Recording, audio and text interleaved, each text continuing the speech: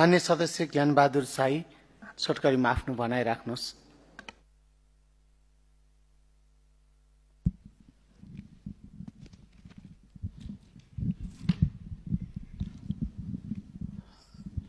सम्माननीय सभामुख महोदय, हाम्रो सीमाको विषयमा हाम्रो यथावत नै छ, तर अलिकति फरक विषयवस्तु आज।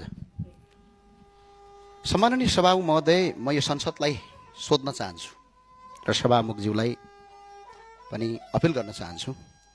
गणेश नेपालीको मृत्यु यो राज्यको नीतिको कारणले गर्दा उसको मृत्यु भयो र आत्मदाह उहाँले गर्नुभयो र सम्मानित मार्फत संसद मार्फत म सम्माननीय प्रधानमन्त्रीज्यूलाई विनम्र अपिल गर्न चाहन्छु र संसार नेपाललाई सोध्न चाहन्छु, यो काठमाडौँ सहर अरबपति र करोडपतिहरूको मात्रै हो? यो गरिब दुखी श्रमिक र निमुखा जनताको पनि सहर हो या होइन? पहिला यदि गरिब दुखी जनताको सहर हो भने यो नेपालको राजधानी किन हो?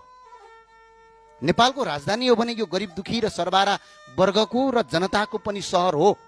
आज गरिब दुखी जनता यो सहरमा बाँच्न नपाउने भइसके अघिल्लो पटक मेयर भएका कारणले गर्दा यो अवस्था आज सिर्जित बनेको छ। सम्माननीय सभामुख महोदय, सरकार कसलाई चाहिन्छ? सरकार अरबपतिलाई चाहिँदैन सम्माननीय सभामुख महोदय, र करोडपतिलाई पनि सरकार चाहिँदैन। उनीहरूलाई त्यति आवश्यक हुँदैन सरकारको। सरकार ती व्यक्तिलाई चाहिन्छ जो गरिब छन्, जो निमुखा छन्, जो अपहेलित छन्, जसलाई सरकारको आवश्यकता छ। तर आज सरकार ठ्याक्क उल्टो देखिन्छ। सरकारका नीति ठ्याक्क उल्टो छन् सम्माननीय सभामुख महोदय। आज सरकारका ऐन नीति नियमहरू हेर्दा सुविधा र व्यवस्था हुने खाने अरबपति र करोडपतिहरूको पक्षमा केन्द्रित देखिन्छन्। म एक एक नियम ऐन मन्त्री परिषदका निर्णय लिएर पढाउन सक्छु सम्माननीय सभामुख महोदय। गरिबका लागि देखिँदैनन्। जसको खल्तीकोमा पैसा छ उसले नेपालमा बाँच्न पाउँछ, तर जसको खल्तीमा पैसा छैन उसको जीवनको कुनै मूल्य छैन भन्ने जस्ता सन्देशहरू सरकारका नीति तथा कार्यक्रमले दिइरहेका छन् सम्माननीय सभामुख महोदय। सम्माननीय सभामुख महोदय, नीति तथा कार्यक्रम यस्तो नबनाऊ जुन जनताले थेक्न सक्ने होस्, यस्तो बनाऊ जुन जनताले थेक्न सक्ने होस्। आफ्नो घरबार बेचेर राज्यको जरिवाना तिर्नुपर्ने कानुनले न राज्य सुरक्षित हुन्छ न जनताको जीवन सुरक्षित हुन्छ सम्माननीय सभामुख महोदय। यो युरोप होइन, यो नेपाल हो। यहाँ सबै अरबपति छैनन्, सबै करोडपति छैनन् सम्माननीय सभामुख महोदय। सम्माननीय सभामुख महोदय, हामी युरोपका देशभन्दा बढी कर तिर्छौँ, तर सुविधा भन्ने हामीले कस्तो पाउँछौँ? सोमालियाको भन्दा तल्लो स्तरको सुविधा पाउँछौँ। त्यही भएको हुनाले सम्माननीय सभामुख महोदय, आज नागरिकले औसत 40% भन्दा बढी हिस्सा करमा तिर्छन् अहिले पनि गएर। तर के दियौँ त हामीले? राज्यले के दिन्छ हामीलाई? 40% कर दिँदा न त शिक्षा निशुल्क दिन्छ, न त स्वास्थ्य निशुल्क दिन्छ, न त गतिल्लो बाटो दिन्छ, न त पार्किङ गर्ने कुनै व्यवस्था दिन्छ। तर राज्यले करमाथि कर मात्र लिएपछि अनि यो देश कसरी बन्छ सम्माननीय सभामुख महोदय? तर रोड ट्याक्सदेखि लिएर हरेक ट्याक्स गर्ने हो भने अहिले 296% राज्यले कर सल्फर गर्छ, तर सुविधा केही पनि छैन। अनि तर यसको बदलामा के पाउँछ?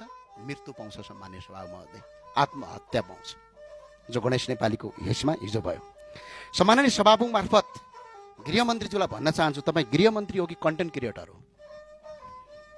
गृहमन्त्रीले हिजो फिल्मको नायक जस्तै मिडिया घेरेर चलचित्रको नायक जस्तै कहिले एयरपोर्ट, कहिले कता, कहिले उता दौडिरहनु भएको थियो पुरै क्यामेरा बोकेर।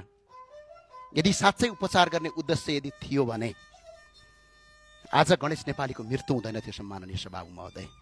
आज उनको जीवन बाँच्ने थियो।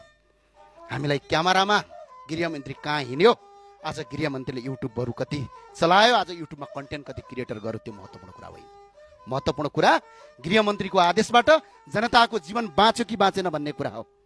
आज सुविधा सम्पन्न अस्पतालमा बेलैमा उपचार गरिदिएको भए, एयर एम्बुलेन्सहरू पुर्याइदिएको भए, त्यो एयरपोर्टमा दौडिनेको सट्टा एउटा प्लेन मात्र एयरपोर्टमा पठाएर दिल्ली जान कति लाग्छ? 2 घण्टा सम्माननीय सभामुख महोदय। आज ऊ मान्छे गणेश नेपालीको जीवन बाँच्थ्यो, तर के भयो? कन्टेन्ट क्रिएटर लाइक भ्युज पाउनका लागि गरिने गतिविधिले त्यो एकछिन त मान्छेले वाह वाह भन्ला, तर गन्तव्यमा यसले घाटा नै गर्छ सम्माननीय सभामुख महोदय।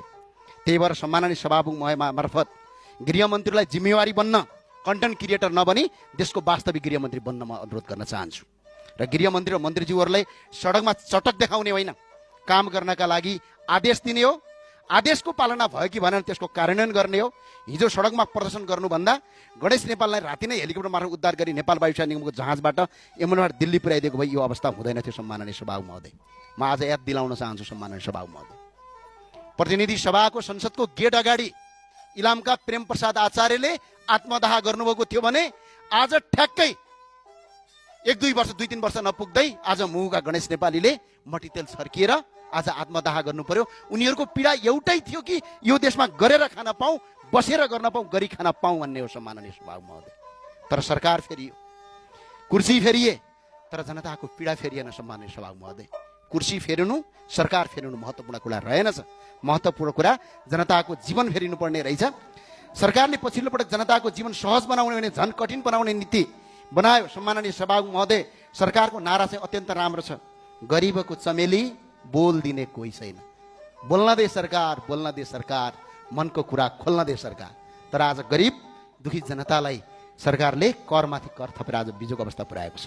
आफ्नो सम्माननीय सभामुख मान्य महोदय, सदस्य भनाइ छोट्यौँ। मैले सकिहालेँ सम्माननीय सभामुख महोदय। सम्माननीय सभामुख महोदय, म आज सरकारलाई सोध्न चाहन्छु, ठेलागाडामा व्यापार गरेर जीविकोपार्जन गर्नेहरूको व्यवस्थापन कहाँ छ? पठाओ र ट्याक्सी जस्ता सेयर राइडिङहरू चलाएर दैनिक जीविकोपार्जन गर्नेहरूको पार्किङ कहाँ छ? सम्माननीय सभामुख महोदय, सडकमा बसेर व्यापार गर्नुपर्छ भन्ने मान्यता छैन, तर ती नागरिकका लागि वैकल्पिक व्यवस्था किन गरिएन? उनीहरूलाई व्यवस्थित स्थान किन उपलब्ध गराइएन? जीविकोपार्जन गर्ने वातावरण किन सिर्जना गरिएन?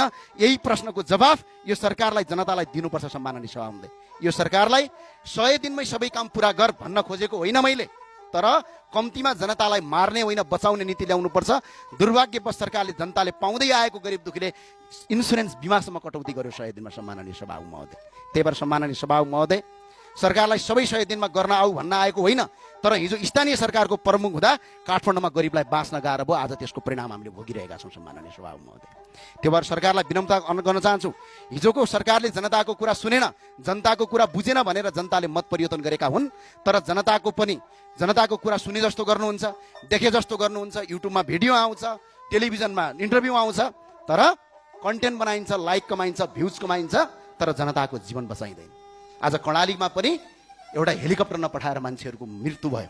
आज पनि एउटा उद्धार नगरेर आज मान्छे एउटा गणेश नेपालीको आज मृत्यु भएको छ।